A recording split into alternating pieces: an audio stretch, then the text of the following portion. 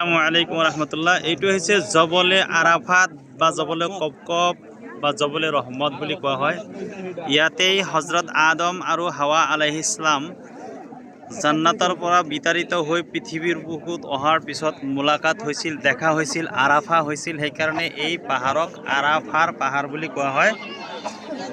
ইয়াতেই নবী সাল্লাল্লাহু আলাইহি সাল্লামে 10 জিলহজৰ দিনা 9 জিলহজৰ দিনা শেষ খুতবা প্ৰদান কৰিছিল, অৰ্থাৎ বিদায়ী হজ্জৰ খুতবা ইয়াৰে পৰাই প্ৰদান কৰিছিল। আৰু এইখন পাহাৰতেই কোৰাণৰ সৰ্বশেষ আয়াত নাজিল হৈছে। আউযু বিল্লাহি মিনাশ শাইতানিৰ ৰাজিম। ইয়াউমা আকমালতু লাকুম দীনাকুম ওয়া আতমামতু আলাইকুম নি'মাতি ওয়া রাদিতু লাকুমুল ইসলামা দীনা। এই যেটো কোৰাণৰ সৰ্বশেষ আয়াত ইয়াতেই নাজিল হৈছে।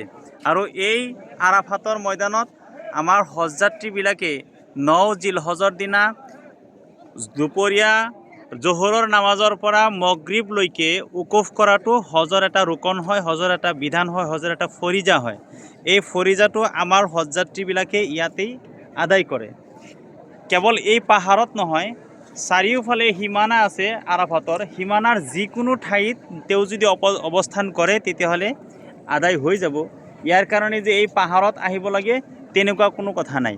ঠিক আছে, মোটামুটি আৰাফাতৰ সীমানাৰ ভিতৰত তেওঁ জোহৰৰ পৰা আৰু মাগৰিবলৈকে উকুফ কৰিব লাগে।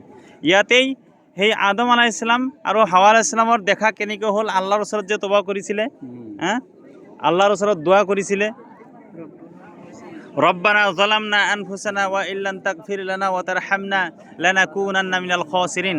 এই দোয়া পড়তে আল্লাহ তাআলা এদিন কবুল কৰিছিলে আৰু ইয়াতেই দেখা হৈছিল।